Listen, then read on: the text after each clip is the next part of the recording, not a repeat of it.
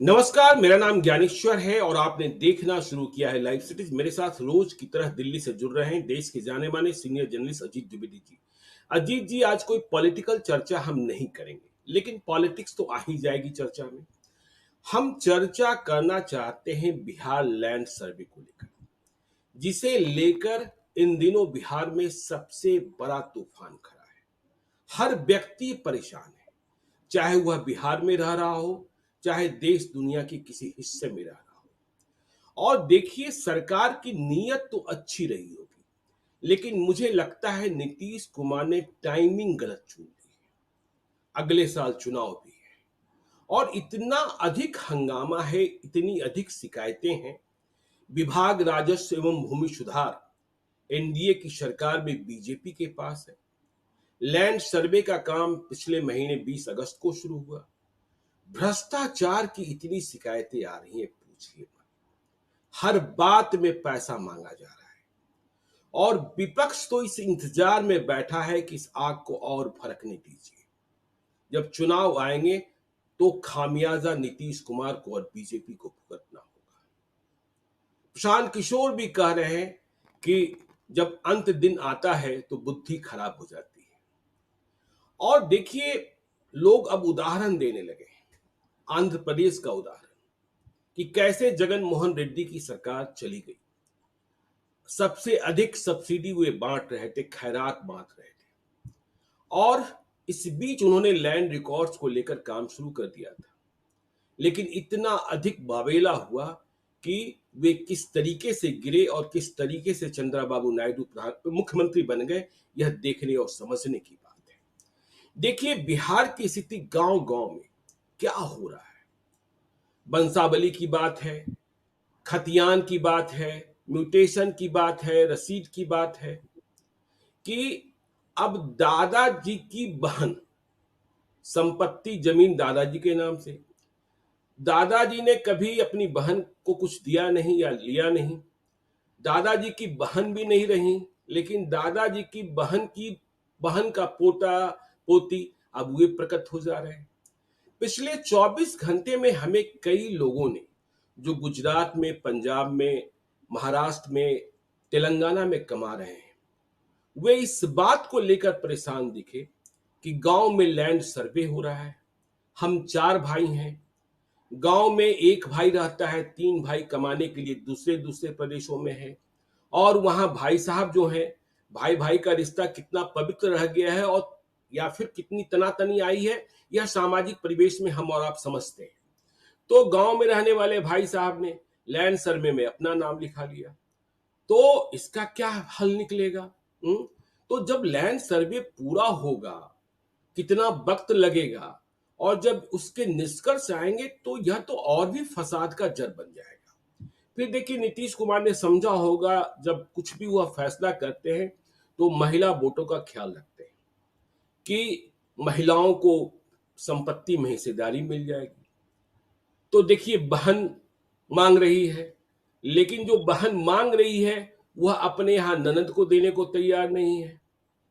फिर देखिए, हर परिवार में पिताजी के सामने क्या संकट है। कोई बेटा दुलारा है, कोई बेटा नकारा है। 4 बेटे हैं, 3 बेटे हैं, उनमें कोई 2 सक्षम हो गया है, एक कमजोर है। पिताजी की ख्वाहिश है कि जो कमजोर है हम उसे अधिक दे दें। चलिए, बाकी दोनों भाई तो तैयार भी हो गए, लेकिन दोनों भाई की पत्नियां कह रही हैं, अच्छा बुढ़ाओ उसी को दे रहे हैं तो वही सेवा करेंगे। तो ये इस तरीके का झंझट और ऊपर से भ्रष्टाचार, कोई भी कागज, कोई भी जानकारी, आप देखिए, मैं जहां जा रहा हूं, जब लोगों से बात कर रहा हूं, लोग मुझे फीडबैक दे रहे हैं, भ्रष्टाचार की इतनी शिकायतें हैं कि पूछिए मत। और यह तो जी का जंजाल बना हुआ दिखाई पड़ रहा है। अजीत जी, आप भी बिहार से हैं और इस दर्द को महसूस कर रहे होंगे। बिल्कुल ज्ञानेश्वर जी, आपने जहां जितनी बातें कही, आपने जो सबसे पहले बात कही वहां से शुरू करते हैं। जी। 3 बातें, पहला टेक जो है वो 3 चीजों पर है। सरकार की मंशा यानी नियत, जी। सरकार का तरीका और सरकार की टाइमिंग, समय। हम्म। ये 3 बातें बहुत महत्वपूर्ण हैं। इन 3 बातों को समझने की जरूरत है। ये आइडिया अपने आप में खराब नहीं है। हम्म। हम सरकार की नियत को और इस विचार को, दोनों को अलग अलग कर रहे हैं। जी, ये लैंड सर्वे हो और जो जिसका जायज हक है उसको जमीन मिले, ये आइडिया अपने आप में बहुत अच्छा है।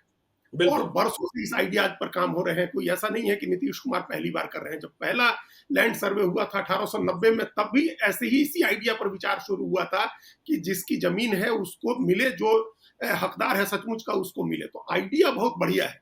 हुँ, लेकिन अगर सरकार की नीयत की बात करेंगे तो ज्ञानेश्वर जी, हमको इसमें खोट नजर आ रहा है। हमको इसमें सरकार की नीयत में गड़बड़ी नजर आ रही है। पहली बात जो ये है, कैसे गड़बड़ी आ रही है सरकार की नीयत में, हमको कैसे गड़बड़ी दिख रही है, इसके दो पहलू है। पहला, जी, सरकार एक तरह का अनरेस्ट पैदा करना चाह रही है सोसाइटी में। हुँ, वो अनरेस्ट इस तरह से पैदा होगा, जी, एक तो सामाजिक पारिवारिक स्तर पर होगा, जिसका आपने जिक्र किया, पारिवारिक स्तर पर होगा। जी, दूसरा जो हमको संभावना दिख रही है, अभी अभी तो शुरुआत है, अभी तो ये तो आगाज समझिए, अभी तो बिल्कुल, इब्तिदाई इश्क है। आगे आगे देखिए होता है क्या। ये तो अब इब्तिदाई इश्क है, ये तो अभी शुरुआत हुई है। जी, समाज के स्तर पर बहुत झगड़े होंगे, इसलिए झगड़े होंगे, जातियों के बीच झगड़े होंगे, क्योंकि आपको पता है कि जमीन कुछ निश्चित जातियों के हाथ में जमीन का कंट्रोल होता है। जमीन हुँ, सबके पास उपलब्ध नहीं। हुँ, जिनके पास जमीन है, उनके पास सारे कागजात नहीं है। बिल्कुल, तो सारे कागजात जिन जब आपके पास नहीं है और सरकार सर्वे कराएगी और सरकार दावा कर रही है कि हमारे पास रिकॉर्ड है, हुँ, और जब रिकॉर्ड का मिलान, ये एक तरह का सर्वे जो है मिलान ही करना है कि सरकार के पास जो दस्तावेज है उसका और आपके पास जो दस्तावेज है उसका मिलान करने का काम ये हो रहा है। हुँ, अगर मिलान में नहीं होता है तो आपकी जमीन ले लेगी सरकार। तो सरकार जब जब जमीनें छीनना शुरू करेगी, आप सोचिए समाज में क्या स्थिति बनेगी। जी, तो एक दूसरी बात जो एक इसका राजनीतिक पहलू, आपने कहा कि इसमें हम लोग राजनीति आ ही जाएगी। क्या, एक सवाल हमको कई लोगों ने पूछा, बिहार के लोगों ने, क्या एक ये सरकार सर्वे इसलिए करा रही है ताकि जमीन कब्जा कर सके, जमीन ले सके, और जो नीतीश कुमार की एक बड़ी महत्वाकांक्षी योजना है कि भूमिहीनों को हम 3 डिसमिल जमीन देंगे, उस वो जमीन बांटने के लिए सरकार जमीन कब्जा करे? जी, क्या ये मकसद है सरकार का? सरकार का कोई आदमी इस पर नहीं बोलेगा, हुँ, लेकिन इस बात की चर्चा शुरू हो गई है। और आप देखिए, अभी ये कई जगह से शुरू हो गया। जैसे अभी एक खबर आई, जब सर्वे शुरू होने के बाद एक खबर आई कि बेतिया राज की 15,000 एकड़ जमीन सरकार छुड़ाएगी, कब्जा करेगी। बिल्कुल, अब इस तरह से तो बेतिया राज की जमीन है, तो मान लीजिए कि बेतिया राज की जमीन है, ऐसे तो बड़े जमींदार हुए, बहुत लोगों के पास जमीनें हैं जिनके पास कागजात नहीं है, दस्तावेज नहीं है। आप वो जमीनें छुड़ाएंगे, सरकार वो जमीनें कब्जा करेगी, हुँ, और उस जमीन का राजनीतिक मकसद के लिए इस्तेमाल हो सकता है। राजनीतिक इस्तेमाल हो सकता है कि आप 3 डिसमिल जमीन बांटने के लिए आपके पास जमीन नहीं। जी, ज्यादातर लोग तो भूमिहीन है या हुँ, फर्जी भूमिहीन बन के घूम रहे हैं, हुँ, दूसरे की जमीन पर बसे हुए हैं, आपके पास जमीन का कोई कागजात नहीं है, तो आप भूमिहीन है। तो वो जमीन बांटनी है। तो एक तो सरकार की ये मंशा दिख रही है, और ये मंशा टकराव बढ़ाने वाली है अपना राजनीतिक हित पूरा करने के लिए। इस पर और से आप भी हम लोग विस्तार से बात कर सकते हैं। जी, जो दूसरी बात है, तरीका सरकार का, हुँ, सरकार का तरीका भी गलत है। हुँ, तरीका इसलिए गलत है क्योंकि अभी तो आपके पास, आप दावा कर सकते हैं कि बिहार में जो 40-45 हजार गांव हैं, उन सभी गांवों के सारे कागजात सरकार के पास हैं और सरकार उनको डिजिटाइज कर चुकी है। बिल्कुल सरकार के पास सारी जमीनें, सारे आपको पता ही है, सारे गांव के कागजात सरकार के पास खुद ही नहीं है। हुँ, तो आपके पास सारा डिजिटाइज जो जमीन के रिकॉर्ड होने चाहिए वो सारे नहीं है आपके पास, आधे अधूरे दस्तावेज आपके पास है। पहली कमी।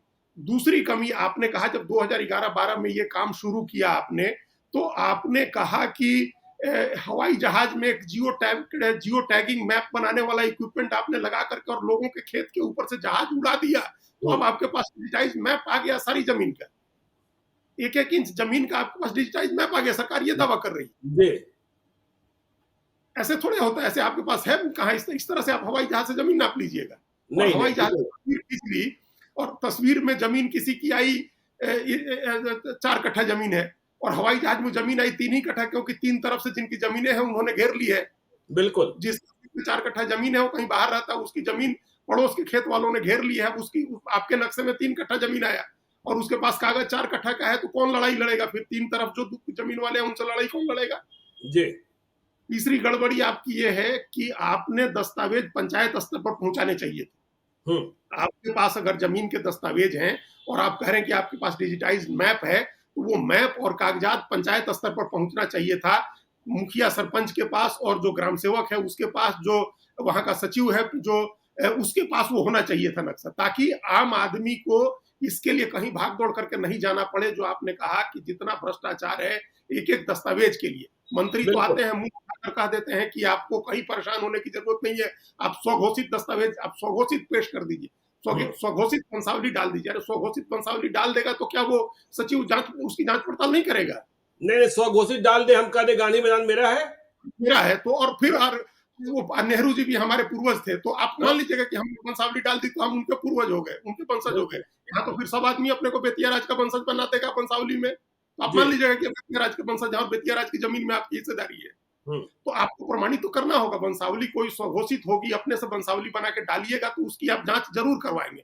भले आप जो कुछ कह रहे हो, आपका सचिव जांच करेगा, तो वो बिना चढ़ावा लिए, बिना पैसा लिए कोई जांच नहीं होना है। जी। और जांच का तो पुराना तरीका है, सबको पता है कि वो जांच होती है, उसमें गांव के 2 लोगों की गवाही होती है, कागज बनते हैं उसके, तो वो सब होगा। हमको मान लीजिए किसी व्यक्ति को नहीं करना है, हमने स्वघोषित बना दिया तो उसकी जांच आप करवाएंगे। तो ये एक मामला, ये तो ये 3 तो हमको तरीकों में स्पष्ट गड़बड़ी दिख रही है। देखिए, और एक गड़बड़ी ये भी देखिए, बिहार में कितने लोगों के पास अपने जमीन का खाता नंबर, खेसरा नंबर पता है, कितने लोगों को, कितने लोगों को अपने खतियान का पता है, कितने लोगों के पास जमाबंदी की रसीदें हैं, कितने लोगों के पास जमाबंदी का दस्तावेज है, कितने लोगों के पास चकबंदी का दस्तावेज है, कितने लोगों के पास जो सीलिंग हुई थी उसकी उसका उसकी उसके दस्तावेज हैं, कितने लोगों के पास जो उसका रजिस्टर है म्यूटेशन का।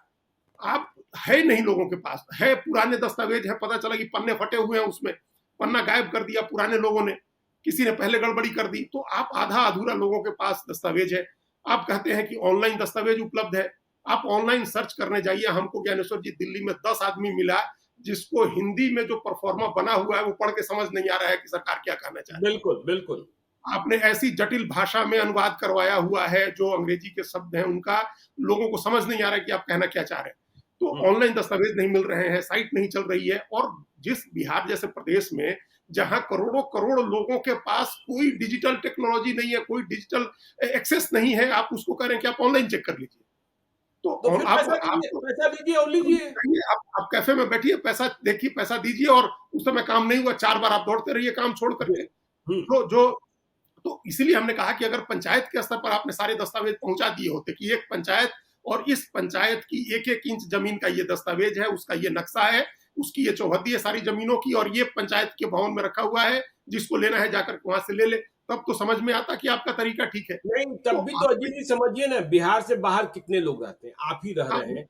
हाँ, वही वो उस मैं पर हाँ, मैं भी क्या बोलता हूँ, पटना में रह रहा हूँ, मुझे खुद ही नहीं पता है कि मेरे बाबा ने, जो मेरा पैतृक गांव है, उन्होंने किससे जमीन ली थी। हाँ, एक घर बना हुआ है, अब तो देखिए वो टूटा फूटा घर है, गांव का जो घर है, लेकिन हमें पिताजी ने भी कभी नहीं बताया कि बाबा ने किससे ली थी, फिर कैसे आया, क्या आया। हाँ, लेकिन वो जो कहते हैं कब्जा बना हुआ है इसलिए है।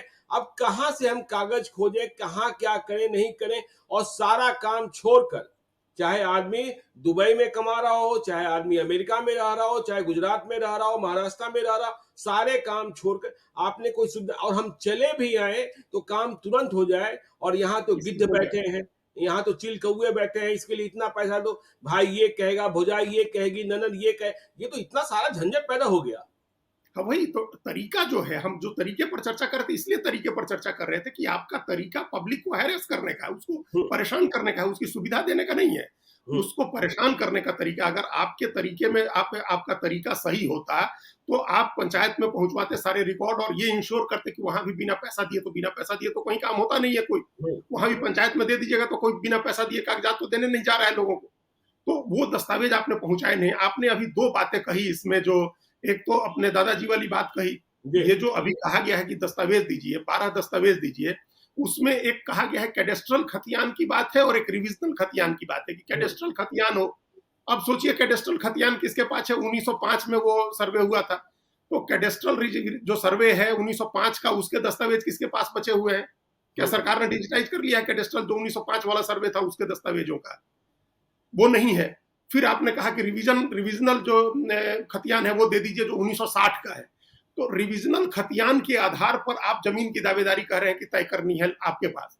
तो रिविजनल खतियान मान लीजिए हमारे दादा के समय हुआ है, और उसमें हम उसके बाद जो रिविजनल खतियान बना उसके बाद हमारे दादाजी ने मान लीजिए जमीन बेच दी जी, लेकिन खतियान में तो हमारे है, वो रिविजनल खतियान में है कि वो जमीन हमारी है और जमीन बिक गई, हमारे दादा ने बेच दी।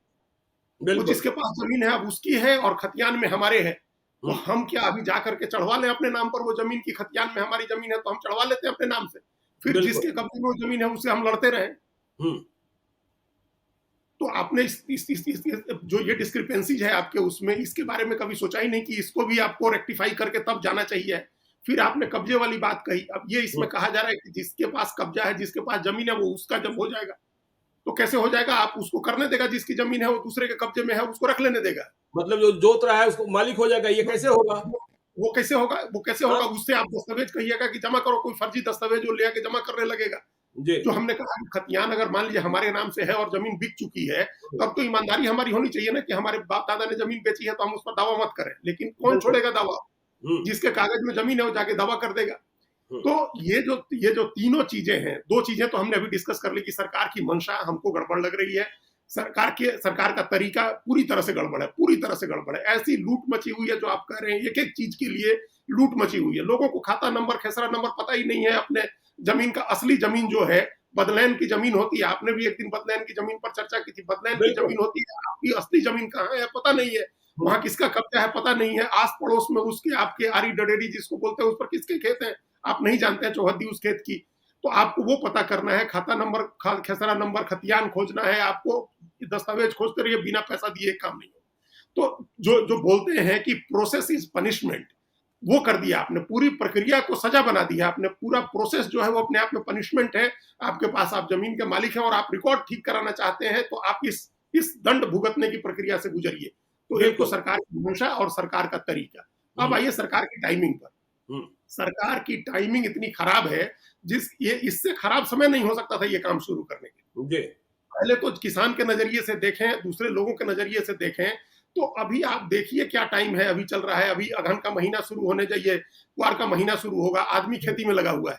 जी। जो धान की खेती करनी है उसकी धान की खेती में वो लगा हुआ है। जो बरसात का टाइम है, जो बरसात में कहीं फंसा हुआ है वो बरसात में कहीं फंसा हुआ है। अब बरसात खत्म होना है और आप जानते हैं अगस्त सितंबर में बाढ़ आती है। पूरे हुँ, बिहार का ये बाढ़ आने का टाइम होता है अगस्त सितंबर में, जब नेपाल की तरफ से पानी आता है। तो बारिश का समय है, खेती बाड़ी का समय है, और इसके बाद त्योहार का समय शुरू होना है। जी। 15 दिन के बाद आप समझिए, अभी तो गया का मेला लगेगा 3 दिन 4 दिन के बाद। तो हुँ, लोग अपने पितरों को तर्पण करने जाएंगे गया, या जमीन का खतियान बनाने जाएंगे। आप ये इस सरकार ने सोचा ही नहीं। गया जा करके घूम आए नीतीश कुमार जी, गंगा का पानी पहुंचाएंगे, और गया में जो लोग तर्पण करने आ रहे हैं, मेला लग रहा है, वहां लोगों का बिजनेस है। तो 15 दिन वो पितृपक्ष चलना है, और उसके बाद दशहरा शुरू होना है, विजयादशमी, दुर्गा पूजा शुरू होनी है, फिर दिवाली, छठ का है। तो आपने ये टाइमिंग चुनी कि हम इस टाइम में करेंगे जब लोग खेती कर रहे हो, त्योहार मना रहे हो, उसी समय हम लैंड सर्वे कर देंगे। बिल्कुल। ये किस आदमी के, किस बुद्धिमान व्यक्ति के दिमाग में ये बात आई थी, अगर सामाजिक नजरिए से हम अभी देख रहे हैं। हुँ, अब इसी का दूसरा पहलू है, टाइमिंग का दूसरा पहलू है कि राजनीतिक नजरिए से टाइमिंग देखिए। ये जी। भी चुनाव का साल आने वाला है, हुँ, और अब आप कह रहे हैं, पहले कहा गया था कि 1 महीने में करना है, अब आप कह रहे हैं, मंत्री जो हैं दिलीप जायसवाल, वो कह रहे हैं कि कोई टाइम हमने फिक्स नहीं किया है। तो टाइम फिक्स नहीं किया तो अगले साल चुनाव तक चलता रहेगा, या उसके जी। आगे तक भी चलता है, अनंत काल तक चलता रहेगा जब टाइम आपने फिक्स नहीं किया है तो। हुँ, वैसे भी ये काम तो तब से चल रहा है, 2010-12 से हम सुन रहे हैं कि सर्वे होगा, और 2020 से ये प्रक्रिया शुरू हुई थी। तो ये कब तक चलाए रखिएगा? और फिर इस स्थिति में आप जाकर के चुनाव जीत जाइएगा। हुँ, चुनाव के समय में जिस तरह से कलह पैदा कर रहे हैं, जो पारिवारिक कलह की बात आपने कह दी, और सामाजिक स्थितियां हमने बताई, राजनीतिक स्थिति बताई, जो सरकार की मंशा है वो है, तरीका गलत है, टाइमिंग गलत है, और इसमें आप जाकर के चुनाव लड़ने जाइएगा तो लोग आपको वोट दे देंगे। लोग इतने उलझा दिए आपने लोगों को, आपने लोग अब चक्कर काट रहे हैं और यहाँ दिल्ली में 10 आदमी हमको मिला जो प्लान कर रहे हैं जाने का। ऑनलाइन हो बिल्कुल। नहीं पा रहा है, ऑनलाइन बिल दस्तावेज न डाउनलोड कर पा रहा है, या ऑनलाइन अप्लाई नहीं कर पा रहा है, उसको जाना ही पड़ेगा। तो ये एक समस्या है जो अब उस पर जो आपने कहा आंध्र प्रदेश का, तो हुँ, अब यही जो चुनाव की बात आ गई, राजनीतिक पहलू आ गया, तो आंध्र प्रदेश और तेलंगाना दोनों के बारे में बता देना चाहिए। हो सकता है जी। कि बिहार में जो नेता लोग बैठे हैं, जिन लोगों ने इस बात की पहल की है, उनको पता हो, वो लोग जानते हो, हुँ, लेकिन उनको लगता हो कि आंध्र प्रदेश अलग राज्य है और हम अलग राज्य हैं, यहाँ की जनता अलग है, वहाँ की जनता अलग है, अलग थी। तो भू हक्कू करके, भू हक्कू मतलब जमीन पर हक, हुँ, और भू रक्षा, हुँ, इस नाम से जगन मोहन रेड्डी ने 2021 में एक योजना शुरू की थी। जी। और उसका मकसद यही था कि जमीन का सर्वे करना है, उसके रिकॉर्ड्स बनाने हैं, और उस रिकॉर्ड को स्ट्रेट करना है सब आदमी को, जिसका वाजिब जहां जमीन हक है उसका वो दिलवाना है उसको। ये भू हक्कू भू रक्षा योजना के लिए पता नहीं बिहार में कितने का बजट है इसके लिए। जगन हुँ, मोहन रेड्डी ने 1000 करोड़ रुपए का प्रोविजन किया अच्छा। था, 1000 करोड़ रुपए का प्रोविजन किया था। हुँ, और वो शुरू होते ही वहां किसानों के घर में कलह शुरू हो गई। आपको पता है कि आंध्र प्रदेश पहले से बहुत सेंसिटिव स्टेट है, किसानों का राज्य है, बिल्कुल। रैयत वहां बहुत और रेड्डी वहां के सबसे, जैसे बिहार में भूमिहारों के लिए कहा जाता है, वैसे आंध्र प्रदेश और तेलंगाना के रेड्डी बहुत जमीन वाले लोग हैं। ये वो सब लोगों के घरों में इतने झगड़े शुरू हो गए, समाज में गांव गांव में इतना झगड़ा शुरू हो गया जमीन का। जो रैयत किसान अपनी जमीन जोत रहा है, जो उसने आगे दूसरे को दिया हुआ है जोतने के लिए, उस पर कब्जे के लिए लड़ाई, जमीन छुड़ाने की लड़ाइयां, इतने तरह की लड़ाई शुरू हो गई। एक तरह से घर घर गांव गांव में कलह शुरू हो गया, क्लेश शुरू हो गया। और उसका नतीजा 2021 में ये योजना शुरू हुई थी, और 2024 के चुनाव में आप देखिए क्या हुआ। और भी बहुत सारे फैक्टर होंगे, हम ये नहीं करेंगे सिर्फ इसी फैक्टर से जगन मोहन रेड्डी हार गए, लेकिन आंध्र प्रदेश का नतीजा उठा करके आप देखिए ज्ञानेश्वर जी, 2019 में जगन मोहन की वाईएसआर कांग्रेस ने 175 की विधानसभा में 152 सीटें जीते थी।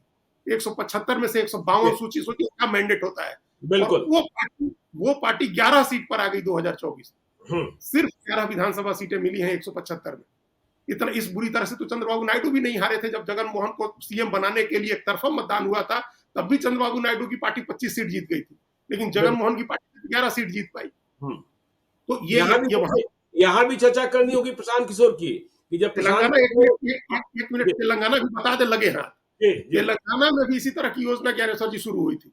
बिल्कुल। धारिणी, पहले तो पहली योजना ठीक थी उनकी, धारिणी योजना शुरू की उन्होंने, वेबसाइट पोर्टल बनाया और लैंड रिकॉर्ड चंद्रशेखर राव ने डिजिटल करने शुरू किए। तो जनता को नहीं इन्वॉल्व किया, जनता को नहीं इन्वॉल्व किया। जमीन के रिकॉर्ड आप स्ट्रेट कर रहे थे, 2016 में आपने किया, 2018 में उसका आपको फायदा मिल गया।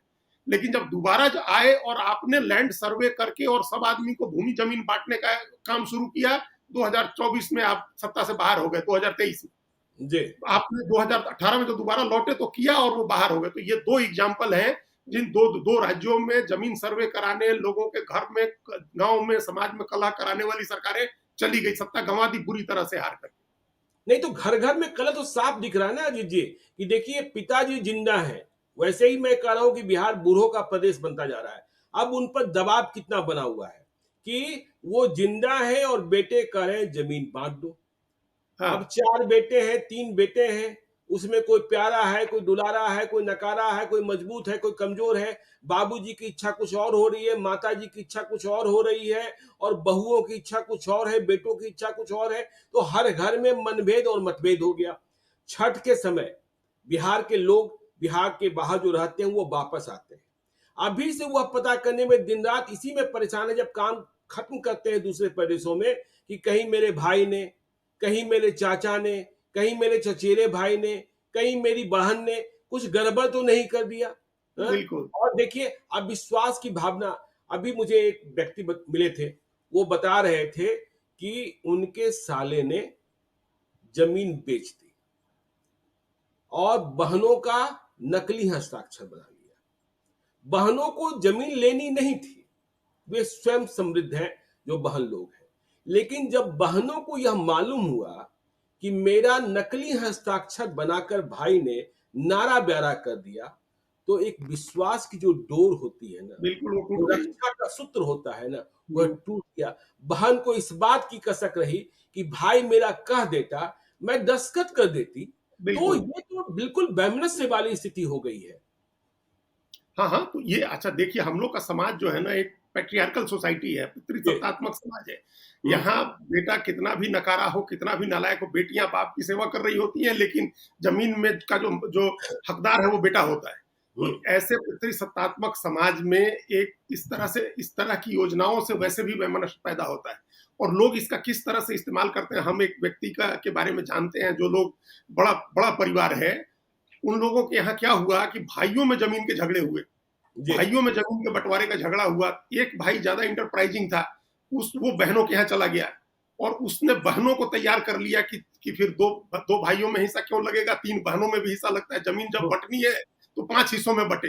बहनें पहले इसके तैयार नहीं थी, लेकिन भाई खुद ही आगे से चल के आगे प्रस्ताव दे रहा है, तो उनके मन में भी हुआ कि चलो कर लेते हैं। जब बहनें राजी हो गई, तो जो भाई लड़ रहा था वो भाई तुरंत लाइन पर आ गया। वो इस भाई के पास आया और कहा कि अरे 5 हिस्सों में बटेगा तो हम लोगों को क्या मिलेगा, हम ही लोग आपस में सुलझा लेते हैं। फिर दोनों भाइयों ने मिलकर सुलझा लिया, और बहनें ठगी हुई महसूस कर रही हैं। उनको लगा कि भाई जाकर के इस तरह से ठगी करके गया हमारा। तो आपस में भी अपना स्कोर सेटल करने के लिए ये इन चीजों का इस्तेमाल किया जा रहा है। तो ये एक परिवार की जो डोर है, और ये एक सदी हुई पुराने समय से धारणा चली आ रही है। लोग देते हैं बेटों को और बहनें खुशी-खुशी स्वीकार बिल्कुल। करते हैं। उनको भी आगे जैसा आपने कहा कि अगर बहन भाई से माँगेगी तो फिर उसके पति की बहनें भी तो माँगने आएँगी, उसकी ननदें जी, भी तो बिल्कुल, माँगने आएँगी। तो बिल्कुल। ये एक साइकिल बना हुआ है जो नहीं होता है। और ज़मीन का क्या कहिएगा ज्ञानेश्वर जी, एक एक खबर आई थी कि अमिताभ बच्चन ने अपना एक बंगला अपनी बेटी के नाम से कर दिया था। हुँ, 20,000 करोड़ की संपत्ति होगी उन लोगों के पास। उन्होंने अपना एक बंगला बेटी के नाम से कर दिया था, तो बहू बाहर रहने लगी थी जाकर के। बिल्कुल। तो बहू का झगड़ा हो गया था घर में।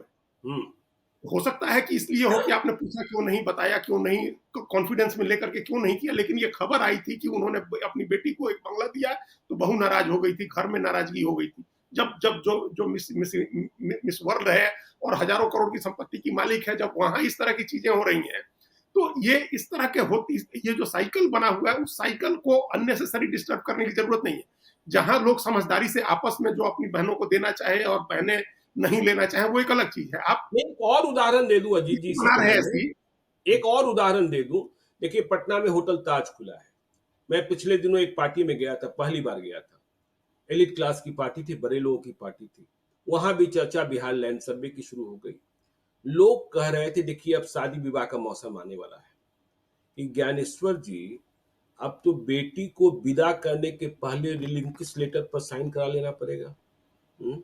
हाँ, हाँ। और सोचिए, मतलब जब बेटी विदा होती है तो आंखों में आंसू होता है। माँ पिता भाई सब, हमने भी बेटी विदा की है।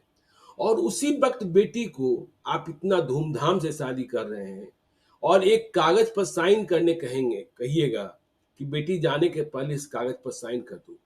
बेटी के मन मस्तिष्क में क्या जाएगा कि मेरे पिता को, मेरे भाई को मुझ पर विश्वास नहीं रहा कि विदाई के पहले ही मुझसे साइन के लिए कहा जा रहा है। तो ये एक बड़ा भारी संकट है। ये तो हमने कहा ना कि सरकार की मंशा, इसलिए नियत हमने सबसे पहले कहा, आपको जमीन चाहिए है अपने राजनीतिक मकसद के लिए, तो वो जमीनें छुड़ानी है। जिनके पास जो जमीन वाले, जो भूस्वामी लोग हैं, जो जातियां हैं, जो मजबूत जातियां हैं, जिनके पास ज्यादा जमीनें हैं, आप ये मान के चल रहे हैं कि 90% 80% आदमी तो हमारे यहाँ गरीबी है, भूमिहीन ही है, तो उसमें बहुत लोग बिना जमीन वाले हैं, तो उनको जमीन बांट देंगे, उसका वोट ले लेंगे। तो ये वोट की राजनीति के लिए आप जो एक सामाजिक व्यवस्था है उसको आप छिन्न भिन्न कर रहे हैं।